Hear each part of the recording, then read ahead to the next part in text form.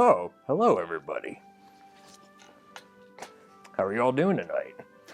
I'm going to tell you a story about the night that happened on the day before Christmas. Let's see here. The way narrowed through rocks, and by they came to a bush that was hung with dead babies. These victims, 8 of them, had holes punched in their underjaws. I don't think that's the right book. What? I don't think that's the right book. Oh. Anyways, I'm going to read you, originally titled A Visit from St. Nicholas, commonly known as The Night Before Christmas by Clement C. Moore. 'Twas the night before Christmas. One year I actually got laid off at that time. When all through the house, not a creature was stirring, not even a mouse. You know, one time it was in the year of 2011, I was going down into a basement and I heard this really weird squeaking. It turns out a mouse survived a trap I had set.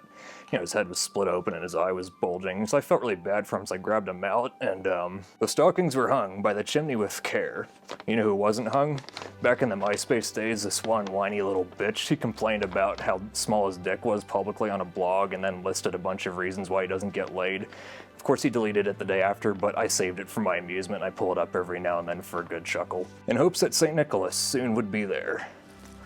The children were nestled all snug in their beds, while visions of sugar plums danced in their heads. Mama in her kerchief, and I in my cap, had just settled our brains for a long winter's nap. When out on the lawn there arose such a clatter, I sprang from my bed to see what was the matter. Away to the window, I flew like a flash, tore open the shutters, and threw up the sash. The moon on the breast, tits, of the new fallen snow gave a luster of midday from the tits to objects below. What to my wondering eyes did appear but a miniature sleigh and 8 tiny reindeer. Tiny like that one guy complained about. The little old driver so lively and quick, I knew in a moment it must be Saint Nick. I actually don't recognize this next line.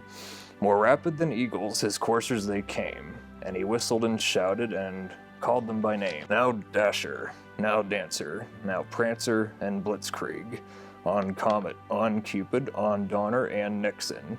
Oh, and kind of random, Nixon actually was a fan of rap, in case you didn't know. Look it up sometime. To the top of the porch, to the top of the wall. Now dash away, dash away, dash away all. There's another line I don't usually hear. As leaves that before the wild hurricane fly, when they meet with an obstacle, mount to the sky. So up to the housetop, the coursers they flew, with the sleigh full of toys, and St. Nicholas too. And then in a twinkling, I heard on the roof the prancing and pawing of each little hoof. As I drew in my head and was turning around, down the chimney St. Nicholas came with a bound. He was dressed all in fur from his head to his foot, and his clothes were all tarnished with ashes and soot. A bundle of toys he had flung on his back, along with T-cells for the little girl with AIDS, and he looked like a peddler just opening his pack. His eyes how they twinkled, his dimples how merry. His cheeks were like roses, his nose like a cherry. His droll little mouth was drawn up like a bow, and the beard on his chin was as white as the snow. The stump of a pipe he held tight in his teeth, and the smoke it encircled his head like a wreath as he was smoking crack. He had a broad face and a round little belly that shook when he laughed like a bowl full of jelly. You know, all this talk of his girth reminds me of this, wouldn't say morbidly obese because I'd put it mildly, but this gargantuan bitch that I had the displeasure of meeting sometime. He was chubby and plump, a right jolly old elf, and I laughed when I saw him in spite of myself. A wink of his eye and a twist of his head, and soon gave me to know I had nothing to dread. He spoke not a word, but went straight to his work, and filled all the stockings, and turned with a jerk, and laying his finger aside of his nose, and giving a nod up the chimney he rose. He sprang to his sleigh, to his team gave a whistle, and they all flew like the down of a thistle. But I heard him exclaim, ere he drove out of sight, "Happy Christmas to all, and to all a good night."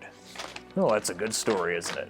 Next time I need to tell you the story I'm currently writing, which is about this old guy in a nursing home who nobody loves, and he has to watch his senile old roommate get visited by a wonderful family every day.